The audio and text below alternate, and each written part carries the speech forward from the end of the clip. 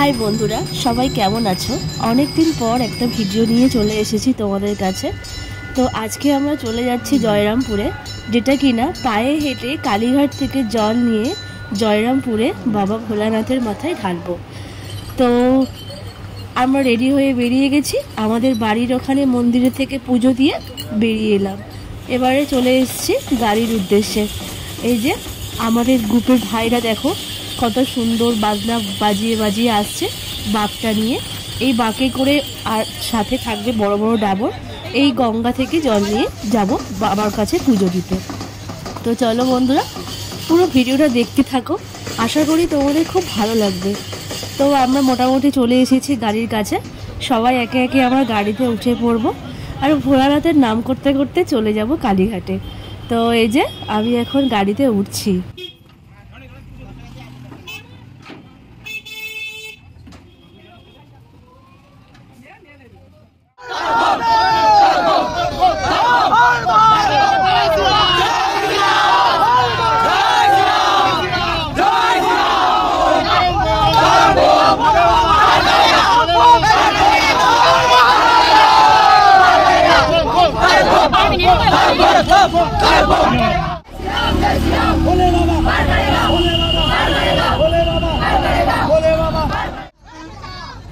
তো ভোলে বাবার নাম করতে করতে আমরা পৌঁছে গেলাম কালীঘাটে। এবার চলে যাব কালীঘাট মন্দিরের দিকে, ওখানে পুজো দেব। ওখানে গঙ্গায় ডুবে মাকে পুজো দিয়ে তারপর ওখান থেকে রওনা দেব জয়রামপুরের উদ্দেশ্যে। তো বন্ধুরা, এই পুরো জার্নিটা কিন্তু আমরা যাব পায়ে হেঁটে, খালি পায়ে। তো দেখো সবাই আমরা চলে এসেছি, আর এবারে এখান থেকে একটু ফুলের মালা নিয়ে নেব, যেটা কিনা আমাদের ঘর রয়েছে সেই ঘরটাকে জড়ানোর জন্য। ঘরটাকে সুন্দর করে সাজিয়ে নেব, নিয়ে আমরা গঙ্গায় স্নান করব, আদি গঙ্গা। তো এখান থেকে ফুলটা নিয়ে নিচ্ছি এই মাসির কাছ থেকে, ফুল নিয়ে চলে যাব পুজো দিতে। আর আজকের এই দিনটা কিন্তু হলো সন্ন্যাস। এটা অনেক জায়গাতেই হয়, আমাদের এখানে মানুষজন সবাই জয়রামপুরেই যায়। জয়রামপুরের ভোলানাথ কিন্তু খুবই জাগ্রত, আর আমরা ছোট থেকেই দেখছি জয়রামপুরের মেলা মানে খুব বিশাল একটা ভিড় হয় এবং খুবই জাগ্রত। যতই কষ্ট হোক না কেন আমরা যাওয়ার চেষ্টা করি, আর ভোলানাথের একটা আশীর্বাদ রয়েছে।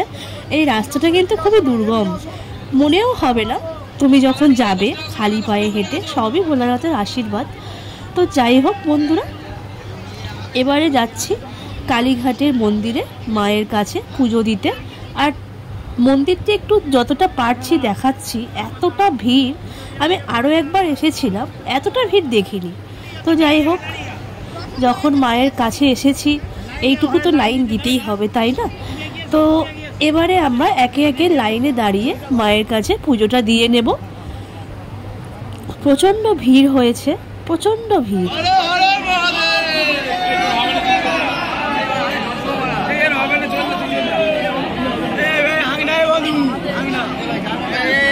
তো আমাদের পুজো মোটামুটি শেষের দিকে, এবারে আমরা এখানে ধূপ আর মোমবাতি জ্বেলে দিলাম।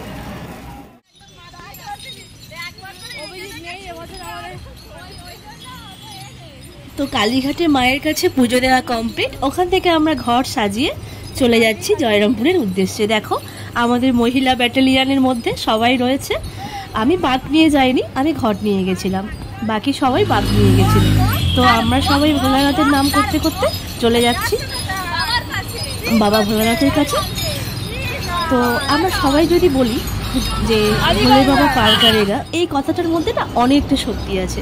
তো যাই হোক, সারা রাস্তা আমরা সেইভাবে ভোলানাথের নাম স্মরণ করতে করতে চলে গেলাম আমাদের যাত্রাপথের দিকে। তো দেখো সবাই কিভাবে, হাজার হাজার ভক্ত কিভাবে পায়ে হেঁটে, শুধুমাত্র ভক্তি আর বিশ্বাস কিন্তু এখানে রয়েছে। তর্ক করলে কিন্তু এখানে আমরা কিছুই পাবো না বন্ধুরা। তো যাই হোক, খুবই ভালো লাগে, সাথে খুবই একটা ইমোশন কাজ করে। তো আমাদের তো ভীষণ ভালো লাগে এই জয়রামপুরে আমরা যখন যাই, এইভাবে প্রতি বছরই মোটামুটি যাওয়া হয়। তো এবারে সেটা আমি তোমাদেরকে ব্লগের মাধ্যমে দেখালাম। এই যে আমার ঘট, এটা তোমাদেরকে একটু দেখিয়ে দিই। এইভাবেই আমরা প্রায় 25 কিলোমিটার হেঁটে যাব জয়রামপুর। তো তোমরা দেখতে থাকো।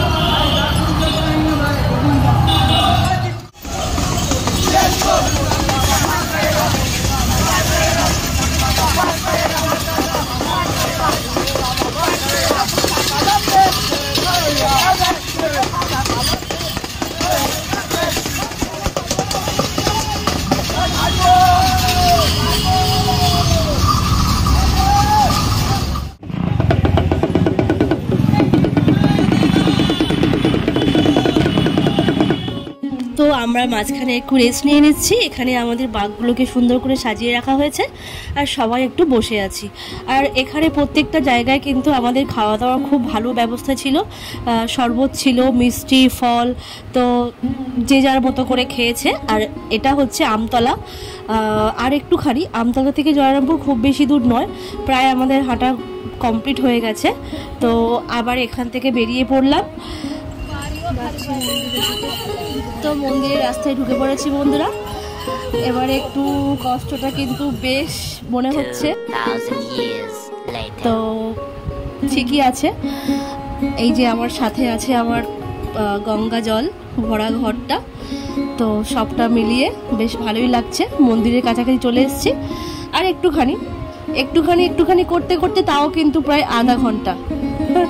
তো যাই হোক, মন্দিরে ঢোকার পালা। এবারে ভালো করে ঘটের গঙ্গা জলটাকে ভোলেনাথের মাথায় ঢালতে পারলেই বাস।